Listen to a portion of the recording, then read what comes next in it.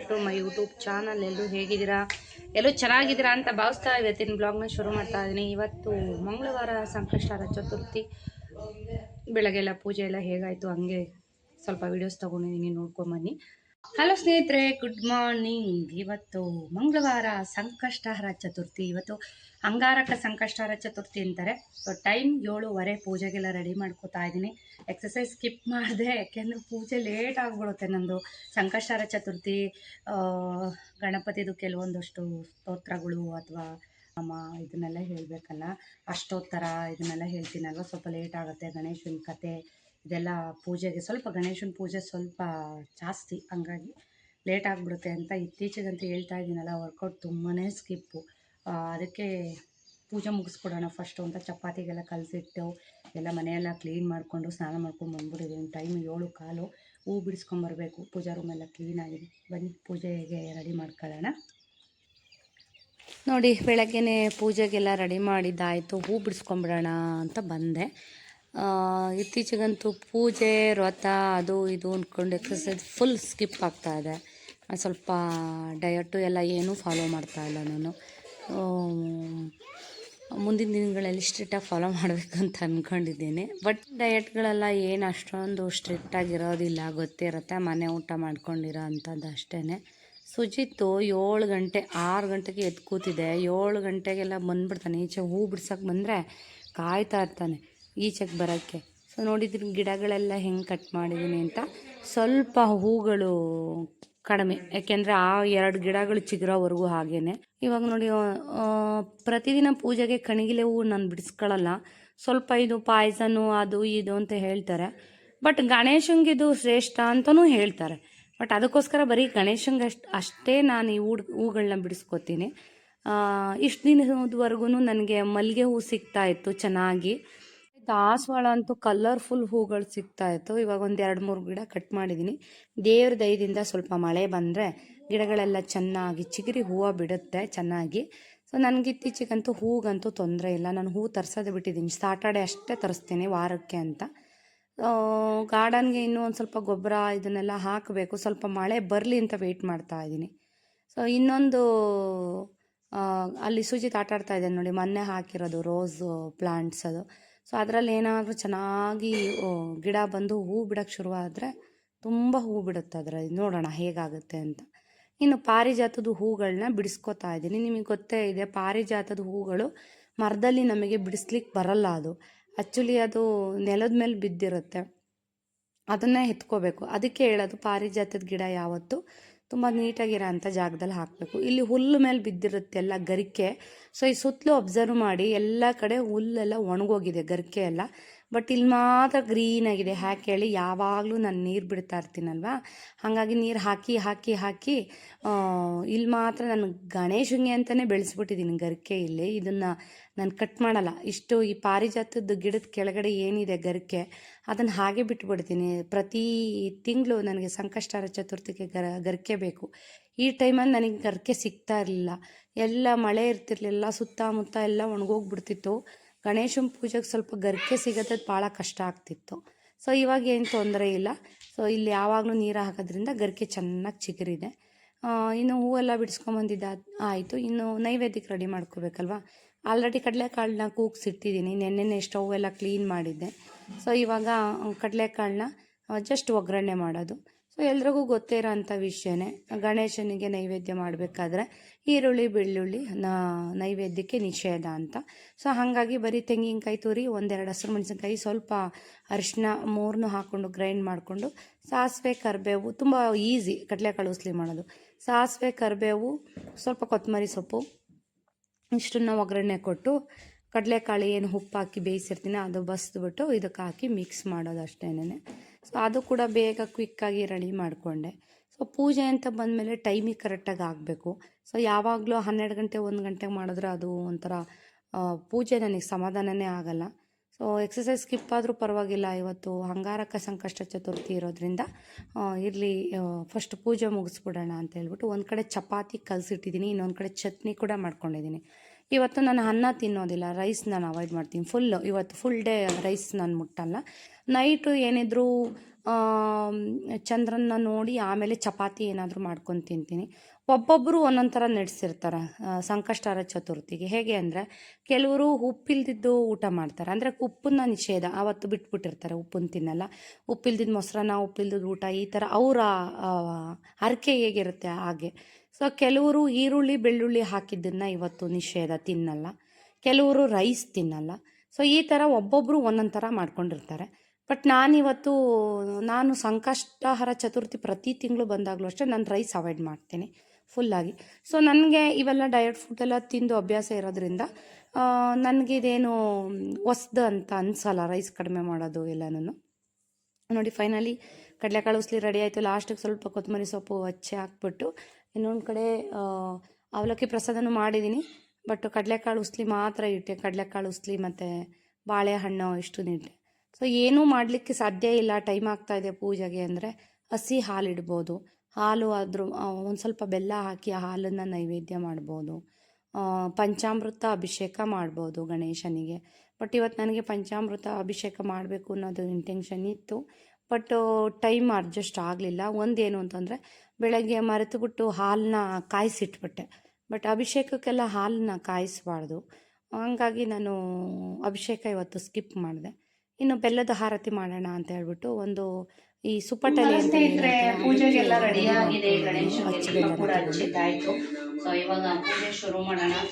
So ಗಣಪತಿಯ ಇಲ್ಲಿ ಬೆಲ್ಲದ ಹಾರತಿ ಮಾಡೋದ್ರಿಂದ ಮಕ್ಕಳಿಗೆ ವಿದ್ಯಾಭ್ಯಾಸ ಪ್ರಾಪ್ತಿ ಆಗುತ್ತೆ ಅಂತ ಹೇಳ್ತಾರೆ.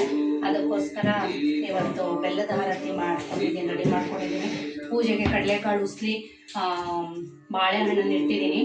ಸ್ವಲ್ಪ ನೋಡಿ ಯಾವಾಗ ಎದ್ದಿದ್ದು ನಾನು, ಇನ್ನೂ ಪೂಜೆಗೆ ರೆಡಿ ಮಾಡ್ಕೊಂಡು ಪೂಜೆ ಮಾಡೋಷ್ಟು ಎಷ್ಟೊತ್ತಾಯ್ತು ನೋಡಿ. ಲೇಟು ಗಣಪತಿ ಪೂಜೆ.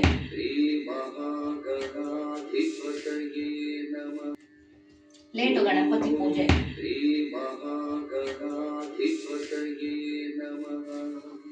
ಸಂಕಷ್ಟಹರ ಚತುರ್ಥಿ.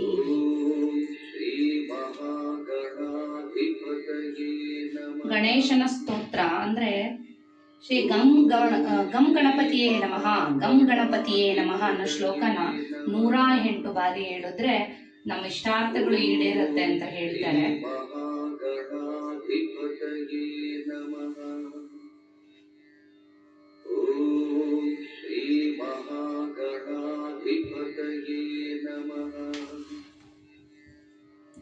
ವಂದೇ ಸಿದ್ಧಿ ವಿನಾಯಕಂ ಗಜಮುಖಂ ಲಂಬೋದರಂ ಸುಂದರಂ, ವಂದೇ ವಿಘ್ನಹರಂ ಮಹೇಶ ಗುರಂ ದೇವಂ ಗಣಾಧೀಶ್ವರಂ, ವಂದೇ ಸರ್ವವಿಭೂಷಣಂ ಸುಖಕರಂ ಶ್ರೀಸಿದ್ಧಿಬುದ್ಧಿಪ್ರಿಯಂ, ವಂದೇ ಸೂಕ್ಷ್ಮಪುರಶ್ರಿತಂ ಗಣಪತಿಂ ವಿಶ್ವಾರ್ಥಪ್ರದಂ ಗಜಾನನಂ ಭೂತಗಣಾಧಿಸೇವಿತಂ ಸತಿಷ್ಠಜಂ ಭೂತಲಸಾರಭಕ್ಷಿತಂ ಉಮಾಸುತಂ ಶೋಕವಿನಾಶಕಾಯ ಮಂದಹಾನಿ ವಿಘ್ನೇಶ್ವರ ಪಾದಪಂಕಜಂ ವಕ್ರತುಂಡ ಮಹಾಕಾಯ ಸೂರ್ಯಕೋಟಿಸಮಸ್ರಗಾ ನಿರ್ವಿಘ್ನಂ ಕುರು ಮೇ ದೇವ ಸರ್ವಕಾರ್ಯೇಷು ಸರ್ವದಾ.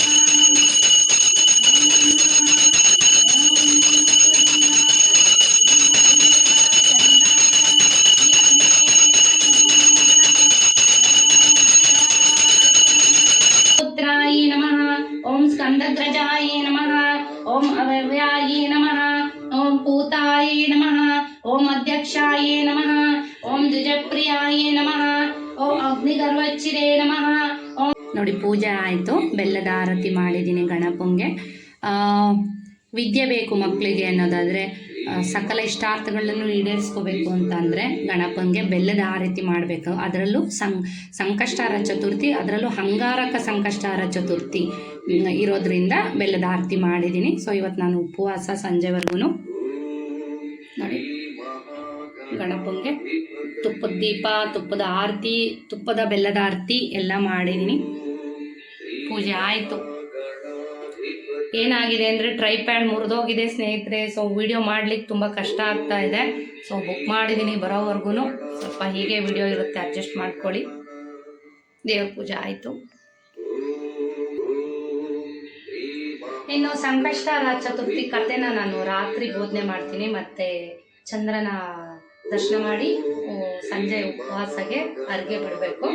ಸೊ ಸೊ ಇವತ್ತು ಸಂಕಷ್ಟಹಾರ ಚತುರ್ಥಿ. ಇವತ್ತು ಮಂಗಳವಾರ ಬಂದಿದ್ದರಿಂದ ಮಂಗಳವಾರ ವರ್ಷವಿಡೀ ಉಪವಾಸ ಇದ್ದಷ್ಟು ಪುಣ್ಯಫಲ ಸಿಗತ್ತಂತೆ. ಮಂಗಳವಾರ ಅಂಗಾರಕ ಗಣೇಶ ಚತುರ್ಥಿ ಬಂದರೆ ಇವತ್ತು ಉಪವಾಸ ಮಾಡಿದ್ರೆ ತುಂಬಾ ಒಳ್ಳೆಯದು ಸ್ನೇಹಿತರೆ. ಅದಕ್ಕೆ ನಾನು ಕೂಡ ಇವತ್ತು ಸಂಜೆವರೆಗೂ ಮಂಗಳವಾರ ಬಂದರೆ ಮಾಡ್ತೀನಿ. ವರ್ಷವಿಡೀ ಇದ್ದಷ್ಟು ಪುಣ್ಯ ಸಿಗುತ್ತೆ. ಪ್ರತಿ ತಿಂಗಳು ಇರಬೇಕು ಅಂತ ಏನಿಲ್ಲ, ಮಂಗಳವಾರ ಬಂದಿದ್ದ ದಿವಸ ಮಾಡಿದ್ರೆ ತುಂಬ ಒಳ್ಳೆಯದು. ಜೊತೆಗೆ ಈ ವರ್ಷದ 2ನೇ ಅಂಗಾರಕ ಗಣೇಶ ಚತುರ್ಥಿ ಇದು. ಆಯಿತು, ಪೂಜೆ ಎಲ್ಲ ಆಯಿತು. ಬನ್ನಿ ಇವಾಗ ತಿಂಡಿ ಕಡೆ ಹೋಗೋಣ. ಆಯಿತು ಸ್ನೇಹಿತರೆ, ಗಣೇಶನ ಪೂಜೆ. ಈಗ ತಿಂಡಿ ಟೈಮ್ 9 ಗಂಟೆ.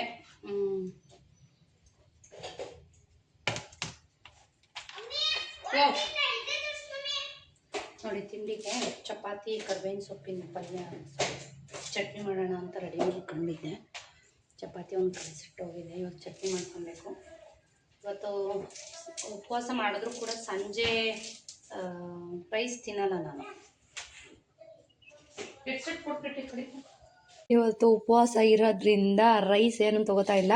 ಸೊ ಫ್ರೂಟ್ಸು, ಪ್ರಸಾದಕ್ಕೆ ಮಾಡಿರೋಂಥ ಅವಲಕ್ಕಿ, ಕಡಲೆಕಾಳು ಉಸ್ಲಿ, ಸೌತೆಕಾಯಿ ಇಷ್ಟೇ ನಾನು ತಗೋತಾ ಇರೋದು. ಸಾಕಲ್ವಾ, ಹೊಟ್ಟೆ ತುಂಬ ಹೋಗುತ್ತೆ. ಮಾಡಿ ಎದ್ಬಿಟ್ರೆ ಓ ಅಂತ ಹೇಳೋದು ಶುರು ಮಾಡೈತಿ. ಇತ್ತೀಚೆಗೆ ಮುದ್ದು ಜಾಸ್ತಿ ಆಗಿದೆ ನೋಡಿ, ಮುದ್ದು ಜಾಸ್ತಿ ಆಗಿ. ಮಳೆ ಬಂತು, ಮಳೆ ಬರುತ್ತೆ ಅಂತ ಅನ್ನಿಸ್ತಾ ಇದೆ. ಬರ್ಲಪ್ಪ ಮಳೆ ಜೋರಾಗಿ. ಈಗ ತುಂಬ ದಿನ ಆಯಿತು ಅಂತ ಒಂದು ರೀಲ್ಸ್ ಮಾಡಿ. ಬೆಳಗ್ಗೆಯಿಂದ ಇವತ್ತು ಉಪವಾಸ ನೋಡಿ ಮುಖನೇ ಬಾಡೋಗಿದೆ. ಬೆಳಗ್ಗೆಯಿಂದ ಸಂಜೆವರೆಗೂ ಹೆಂಗೋ ಮೇಂಟೈನ್ ಮಾಡಿಬಿಡ್ತೀನಿ ಉಪವಾಸ ಇದ್ದರೆ. ಈ ಸಂಜೆಯಿಂದ ನೈಟ್ 9 ಗಂಟೆವರೆಗೂ ಚಂದ್ರ ಕಾಣೋವರೆಗೂ ಈ ಹೊಟ್ಟೆ ಹಸುವನ್ನು ತಡ್ಕೊಳೋದಿದೆ ನೋಡಿ, ತುಂಬ ಕಷ್ಟ ಆಗುತ್ತೆ.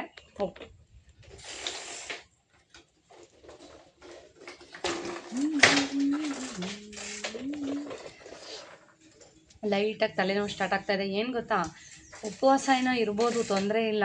ಉಪವಾಸ ಮಾಡಾದ್ಮೇಲೆ 3 ದಿವಸ ಮಲ್ಕೊಂತೀನಿ ನೋಡಿ, ಅದೇ ಇರೋದು ಟಾಸ್ಕು. ಏನು ಅಂದರೆ ನನಗೆ ಸ್ವಲ್ಪ ಮೈಗ್ರೇನ್ ತಲೆನೋವು ಇರೋದ್ರಿಂದ ತಲೆನೋವು ಸ್ಟಾರ್ಟ್ ಆಗಿಬಿಡುತ್ತೆ. ಉಪವಾಸ ಇದ್ದರೆ ಟೈಮಿಗೆ ಕರೆಕ್ಟಾಗಿ ಊಟ ಮಾಡೋದು ಅದೇ ರೀಸನ್ಗೆ.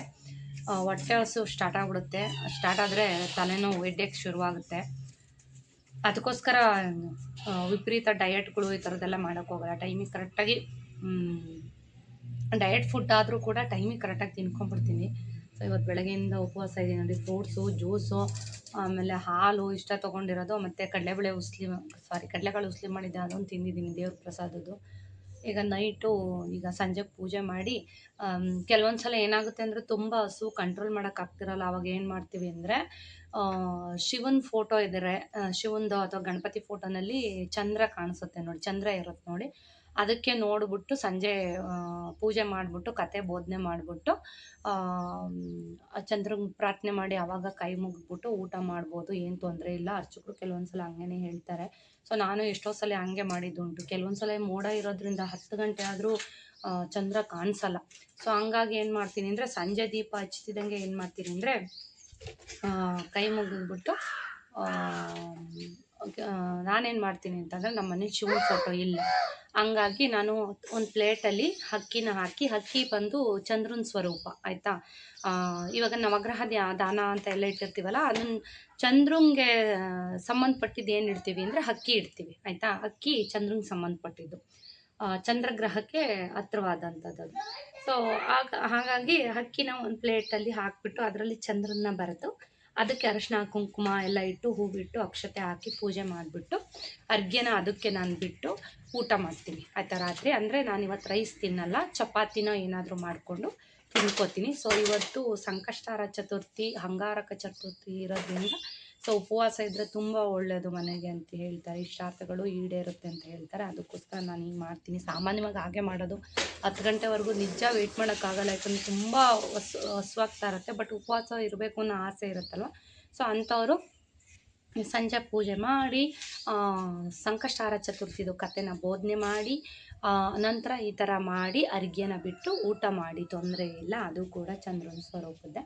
ಸೊ ಇವಾಗ ಟೈಮ್ ಆಗ್ತಾಯಿದೆ. ಡ್ರೆಸ್ ಚೇಂಜ್ ಮಾಡಿಬಿಟ್ಟು ಕಸ ಗುಡಿಸಿ, ಕೈಕಾಲು ಮುಖ ತೊಳೆದು ಮತ್ತೆ ದೇವ್ರ ದೀಪ ಹಚ್ಚಬೇಕು.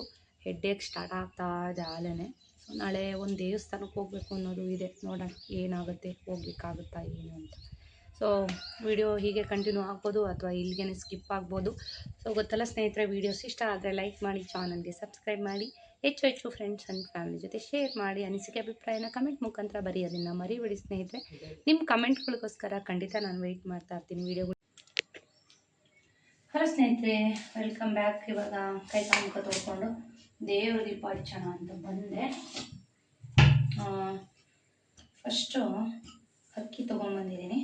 ಅಕ್ಕಿನಲ್ಲಿ ಚಂದ್ರನ ಬಿಡಿಸಿ ಅದರಲ್ಲಿ ಚಂದ್ರನ ಪೂಜೆ ಮಾಡಿ, ಆಮೇಲೆ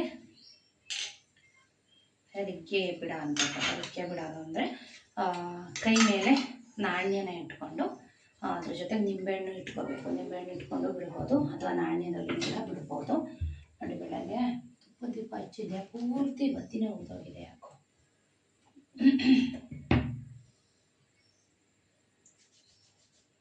ಬೆಳಗ್ಗೆ ಬೆಳಗಲ್ಲ ಬೆಲ್ಲದ ಆರತಿ ಮಾಡಿದ್ದೆ ಗಣಪಂಗೆ. ಒಂದು ಬತ್ತಿ ಉರಿದೋಗಿದೆ ಫುಲ್ಲಾಗಿ. ಕೆಲವ್ರು ಹೇಳ್ತಾರೆ ನೆಗೆಟಿವ್ ಎನರ್ಜಿ ಏನಾದರೂ ಇದ್ದರೆ ಹೋಗ್ಲಾಡ್ಸಕ್ಕೆ ಅಂತ ಬತ್ತಿ ಫುಲ್ ಉರಿದೋಗುತ್ತೆ ಅಂತ ಕೆಲವರು ಹೇಳ್ತಾರೆ. ಅದು ನಿಜನ ಸುಳ್ಳು ನನಗೆ ಗೊತ್ತಿಲ್ಲ.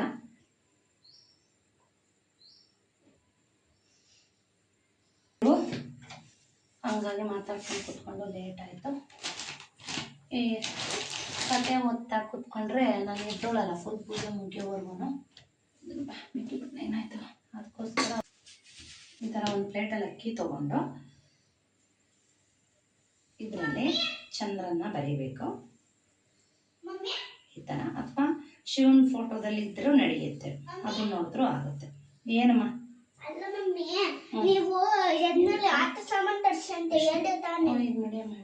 ಅರಿಶಿನ. ಓಂ ಸೂರ್ಯಾಯ ಚಂದ್ರಾಯ ಮಂಗಳಾಯ ಬುಧಾಯ ಚ ಗುರು ಶುಕ್ರ ಶನಿ ರುಚ ರಾಹುಗೆ ತ್ವೇ ನಮಃ.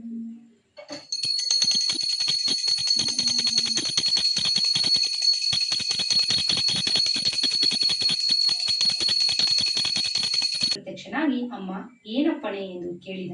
ಅದಕ್ಕೆ ಪಾರ್ವತಿಯು, ಮಗು ವಿನಾಯಕ, ನಾನು ಕೈಲಾಸದಲ್ಲಿರುವ ಸದಾಶಿವನನ್ನು ಮತ್ತೆ ಪತಿಯಾಗಿ ಪಡೆಯಬೇಕೆಂದು ನಿಷ್ಠೆಯಿಂದ ತಪಸ್ಸನ್ನು ಆಚರಿಸುತ್ತಿರು. ಆದರೆ ಇನ್ನು ಪರಮೇಶ್ವರ ತನ್ನ ತಪಸ್ಸಿಗೆ ಒಲಿಯಲಿಲ್ಲ. ಇತ್ತೀಚೆಗೆ ಬಂದ ನಾರದರು, ನೀನು ಯಾವುದಾದರೂ ಒಂದು ವ್ರತವನ್ನು ಆಚರಿಸಿದರೆ ನಿನ್ನ ಇಷ್ಟಾರ್ಥಗಳು ಈಡೇರುತ್ತವೆ ಎಂದು ಹೇಳಿದರು. ಆದರೆ ಅದು ಯಾವ ವ್ರತವೆಂದು ಅವರು ಹೇಳಲಿಲ್ಲ. ದೇವತೆಗಳಿಂದ, ಮಾನವರಿಂದ, ರಾಕ್ಷಸರಿಂದ ಪ್ರಥಮ ಪೂಜೆಯನ್ನು ಪಡೆಯುತ್ತಿರುವ ತ್ರಿಕಾಲಾಜ್ಞಾನಿಯಾದ ನೀನು ಅದು ಯಾವ ವ್ರತ, ಅದನ್ನು ಹೇಗೆ ಆಚರಿಸಬೇಕು ಎಂಬುದನ್ನೆಲ್ಲ ತಿಳಿಸಿ ಪುಣ್ಯ ಕಟ್ಟಿಕೋ ಎಂದು ಕೇಳಿಕೊಂಡಳು. ಅದಕ್ಕೆ ಗಜಾನನ, ಅಮ್ಮ, ನಿನ್ನ ಕಷ್ಟಗಳು ದೂರವಾಗಲು ನೀನು ಸಂಕಷ್ಟಹರ ಚತುರ್ಥಿ ವ್ರತವನ್ನು ಆಚರಿಸು.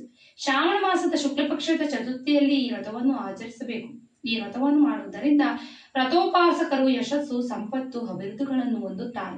ಆ ದಿನ ಅರುಣೋದಯಕ್ಕೆದ್ದು ಸ್ನಾನ, ಸಂಧ್ಯಾ ವಂದನೆಗಳ ಮೊದಲಾದ ನಿತ್ಯಕರ್ಮಗಳನ್ನೆಲ್ಲ ಮಾಡಿ ಸಾಯಂಕಾಲ ಚಂದ್ರೋದಯವಾಗುವವರೆಗೂ ಉಪವಾಸದಲ್ಲಿರಬೇಕು.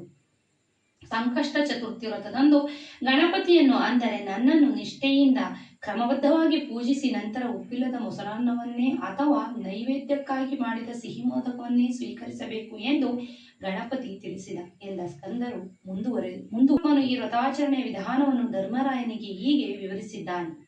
ಕರಿಗೆ ಎಳ್ಳನ್ನು ಸಂಕಲ್ಪಕ್ಕಾಗಿ ಉಪಯೋಗಿಸಬೇಕು. ನಿತ್ಯಾನಿತ್ಯಗಳನ್ನು ಪೂರೈಸಿದ ಬಳಿಕ ಪೂಜಾ ಸಿದ್ಧತೆಗಳನ್ನು ಯಥಾಶಕ್ತಿ ಮಾಡಿಕೊಳ್ಳಬೇಕು. ಗಣಪತಿಯ ಮೂರ್ತಿಯನ್ನು ಬಂಗಾರದಿಂದಾಗಲಿ, ಬೆಳ್ಳಿಯಿಂದಾಗಲಿ, ತಾಮ್ರದಿಂದಾಗಲಿ ಅಥವಾ ವೃತ್ತಿಕೆಯಿಂದಾಗಲಿ ಸಿದ್ಧ ಮಾಡಿಕೊಳ್ಳಬೇಕು. ಬಳಿಕ ಈ ಮೂರ್ತಿಯನ್ನು ನೀರು ತುಂಬಿದ ಕಳಶದ ಮೇಲೆ ವಸ್ತ್ರದಿಂದ ಅಲಂಕೃತವಾದ ಸ್ಥಳದಲ್ಲಿಟ್ಟು ಗಂಧ, ಪುಷ್ಪ, ಅಕ್ಷತೆಗಳಿಂದ ಪೂಜಿಸಬೇಕು. ಈ ಪ್ರಕಾರ ಪ್ರತಿ ತಿಂಗಳು ವ್ರತವನ್ನು ಸಾಂಗವಾಗಿ ಆಚರಣೆ ಮಾಡಿದರೆ ಉನ್ನತವಾದ ಫಲಗಳು ಸಿದ್ಧಿಸುತ್ತವೆ. ಸಂಕಷ್ಟಹರ ಚತುರ್ಥಿ ವ್ರತವನ್ನು ಆಜೀವ ಪೂರ್ಣಂತ ಆಚರಿಸಬೇಕು. ಸಾಧ್ಯವಿಲ್ಲದಿದ್ದರೆ 21 ವರ್ಷ ಅಥವಾ ಕನಿಷ್ಠ 1 ವರ್ಷವಾಗಲಿ ಮಾಡತಕ್ಕದ್ದು. ಸಾಂಕಲ್ಪಿಕ ಕಾಲದವರೆಗೆ ಈ ವ್ರತವನ್ನು ಆಚರಿಸಿ ಉದ್ಯಾಪನೆಯೊಂದಿಗೆ ವ್ರತವನ್ನು ಪರಿಸಮಾಪ್ತಿಗೊಳಿಸಬೇಕು.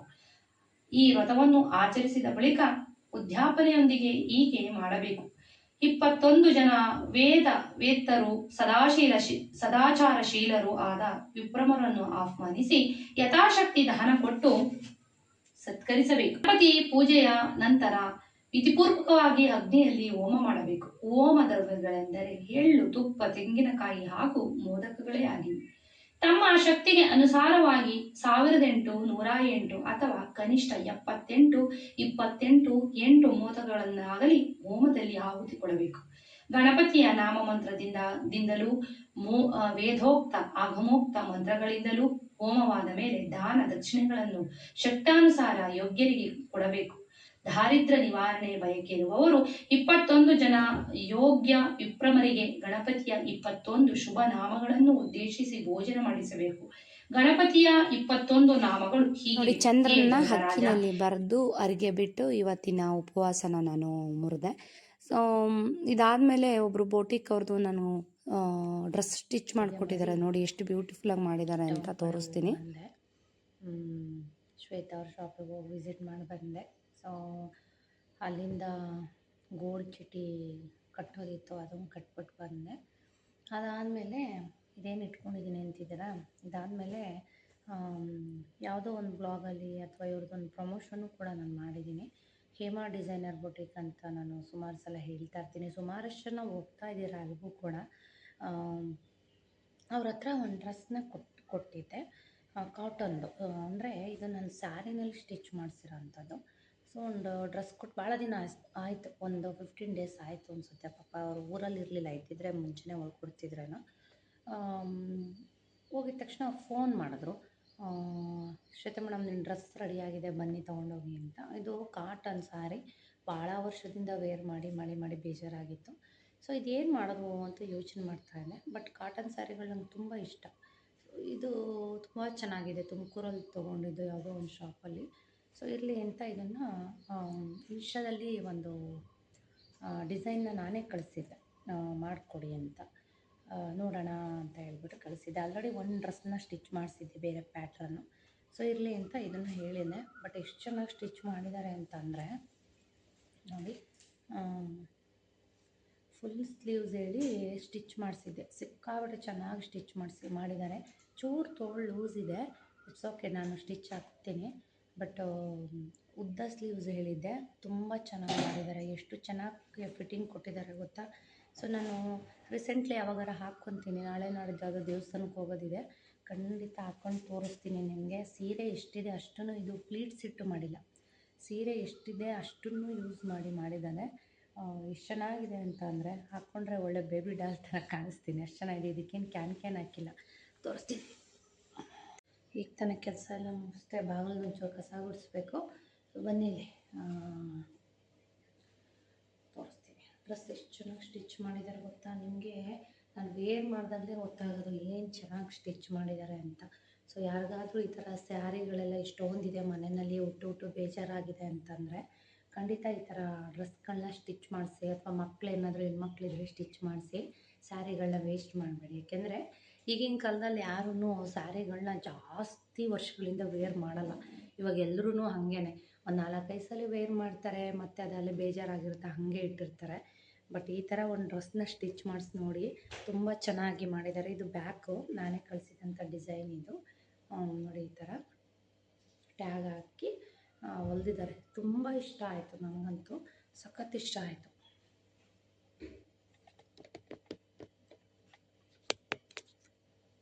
ನೋಡಿ, ಫ್ಲೋರ್ ಲೆಂತ್ ಇಟ್ಟು ಈ ಥರ ಹೊಲ್ದಿದ್ದಾರೆ, ಆಯಿತಾ.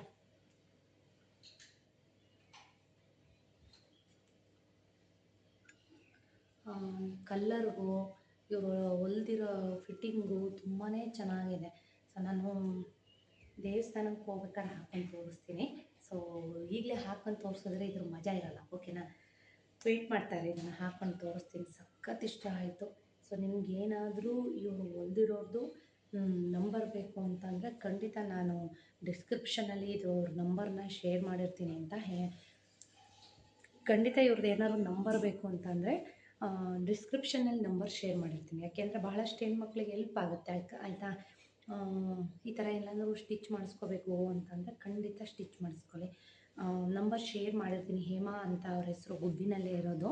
ನಮ್ಮ ಹಳೆ ಗುಬ್ಬಿಯಪ್ಪನ ದೇವಸ್ಥಾನ ಇದೆಯಲ್ಲ, ಅದೇ ರೋಡಲ್ಲಿ ದೇವಸ್ಥಾನದ ಪಕ್ಕನೇ ಒಂದು 10 ಹೆಜ್ಜೆ ಹಿಂದಕ್ಕೆ ಅಲ್ಲೇ ಇದೆ, ರೋಡ್ಗೆ ಇದೆ ಅವ್ರದ್ದು ಬೋರ್ಡು, ಹೇಮಾ ಡಿಸೈನರ್ ಬೊಟಿಕ್ ಅಂತ. ತುಂಬ ಚೆನ್ನಾಗಿ ಸ್ಟಿಚ್ ಮಾಡಿದ್ದಾರೆ. ಡ್ರೆಸ್ ಅಂತೂ ಮಾತಾಡೋಂಗಿಲ್ಲ.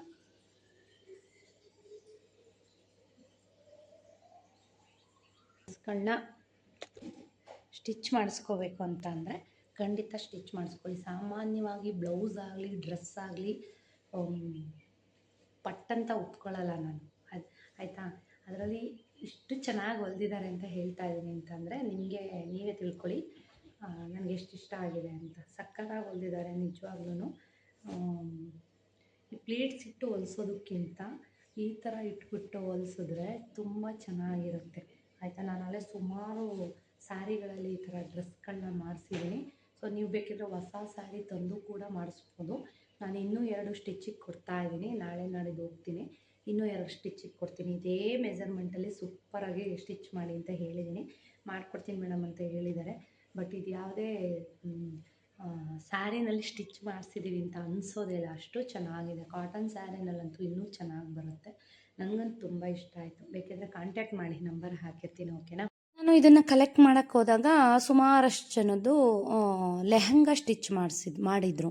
ಇದು ಕೂಡ ನನ್ನ ವೀವರ್ಸ್ದು, ಕಡಬದಿಂದ ನನ್ನ ವೀವರ್ಸ್ದು ಇದು ಅವ್ರ ಮಗಳಿಗೆ ಅಂತ ಸ್ಟಿಚ್ ಮಾಡಿಸಿದ್ದಾರೆ.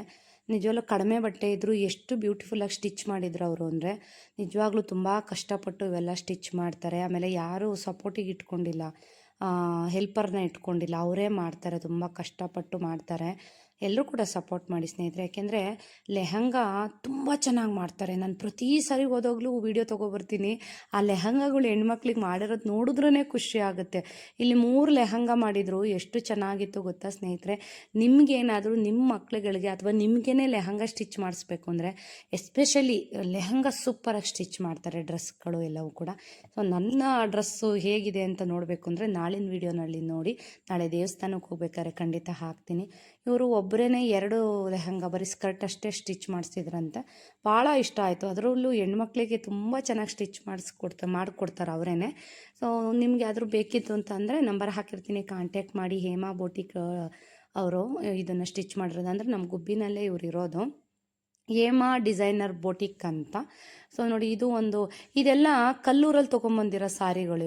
ನಿಮಗೆ ಕಲ್ಲೂರಲ್ಲಿ ಕೌಶಿಕಿಗೆ ಹೋಗ್ಬಿಟ್ರೆ 1200ಇಂದ ಹಿಡಿದು ಎಲ್ಲ ಥರ ಟಿಶ್ಯೂ ಸ್ಯಾರೀಸು ಸಿಗುತ್ತೆ.